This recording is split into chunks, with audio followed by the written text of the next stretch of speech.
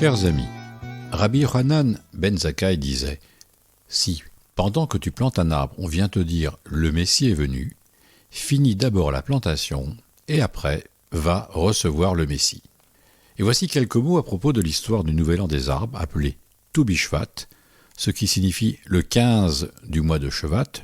Le mot Tu en hébreu est composé des lettres Tav et Vav, dont la valeur numérique est 9 plus 6, soit 15.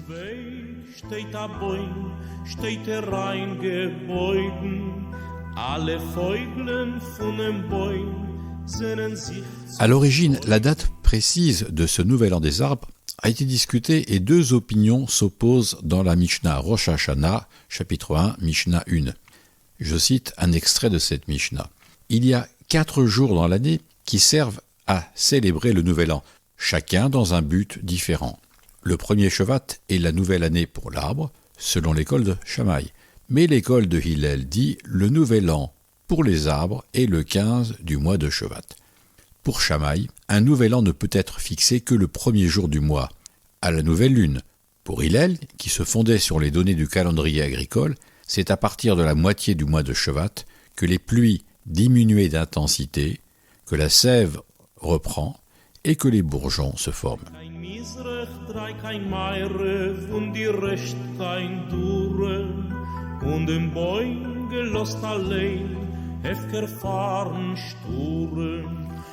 Comment a été fixée la date du Nouvel An des arbres ? Bien que le Talmud ne cite que le 15 Shevat comme date du Nouvel An des arbres, Rosh Hashanah, folio 10, et non le premier Shevat, du temps de Rav Hai Gaon, 939-1038, le plus grand des Géonim, la question n'avait pas encore été tranchée et aucune décision définitive n'avait été prise. Le Gaon, tenant compte de l'avis des agriculteurs arabes de Pumbedita, la ville de Babylonie dans laquelle il vivait, se déclara en faveur du 15, car les paysans disaient que la végétation reprend son développement à partir de cette date.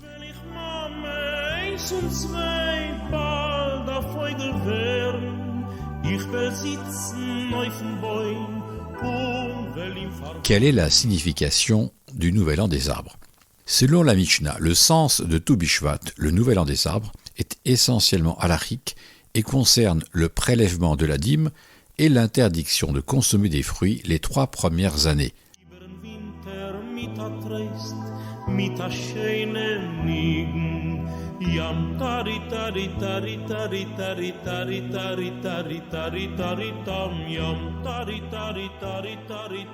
Mais que faire de cette célébration une fois le temple détruit et lorsque la base de l'économie n'est plus agricole ?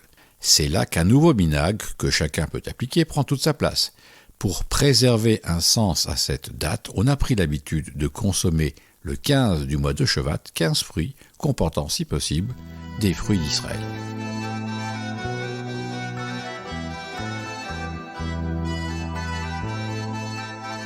Tu Bishvat chez les kabbalistes. À partir du XVIe siècle, les kabbalistes, disciples de Rabbi Yitzhak Luria, avaient pris l'habitude de faire un seder de Tu Bishvat et d'associer aux 7 fruits d'Israël une signification mystique. Certaines communautés ashkénazes avaient également pris l'habitude de consommer des fruits secs d'Israël à Tu Bishvat, mais la diffusion de ces coutumes était restée limitée.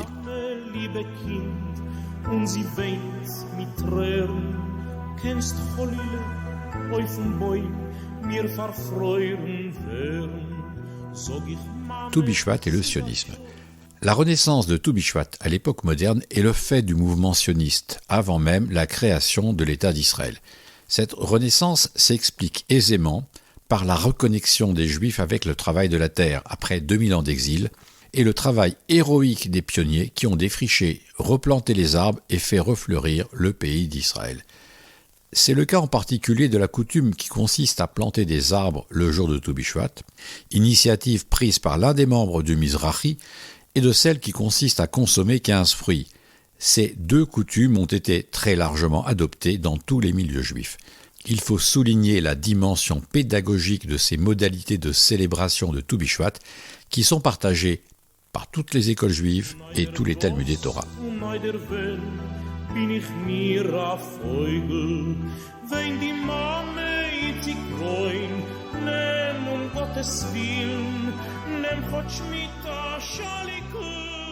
L'éphéméride de Tou Bishvat. C'est le 15 Shevat 1946 qu'a été fondé dans la vallée de Beit Shean le kibboutz religieux Ein Hanatziv, du nom de Rav Naftali Tzvi Yehuda Berlin, 1816-1893, le Rosh Yeshiva de Volodjine, dont les initiales forment Netziv.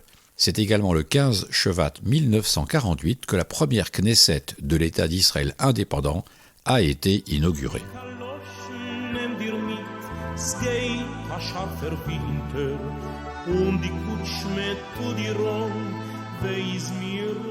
Tou Bishvat et l'écologie.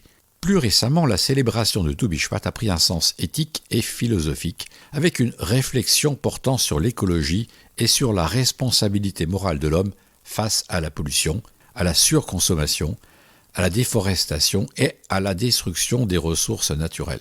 C'est notamment l'approche proposée par Rabbi Sachs dans un texte intitulé « Tou Bishvat for Our Time, The Stewardship Paradigm ».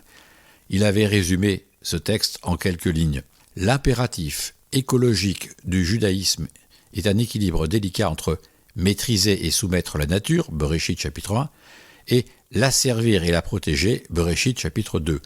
Les lois juives interdisent donc le gaspillage inutile, la destruction des espèces, la spoliation et la surexploitation de l'environnement. Le principe général est que nous devons nous considérer comme les gardiens du monde pour le bien des générations futures.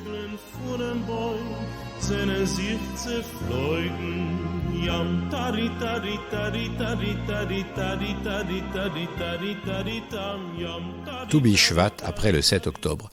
Cette année, il convient plus que jamais de revenir aux fondamentaux agricoles de la célébration de Tou Bishvat et d'accorder une importance toute particulière aux fruits d'Israël, car l'économie agricole israélienne présente une forte dépendance envers les travailleurs étrangers qui sont repartis dans leur pays.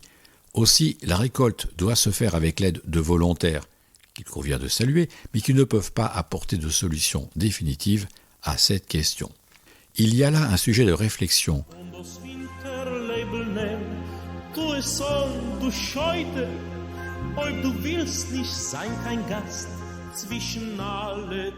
Sur la nécessité de revaloriser le travail agricole en Israël. La question n'est pas nouvelle, elle était déjà posée par Aaron David Gordon lorsqu'il décida en 1904, il avait alors 48 ans, de venir travailler la terre comme ouvrier, alors que les propriétaires juifs préféraient faire travailler les ouvriers arabes, ce que rappelle également Agnon dans son roman autobiographique Le chien Balak.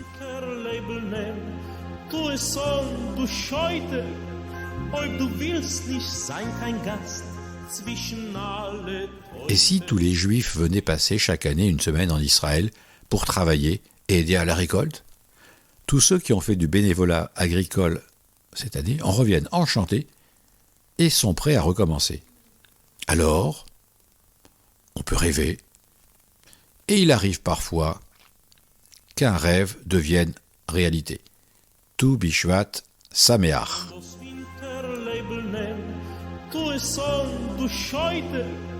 Ob du willst nicht sein kein Gast zwischen alle Teute.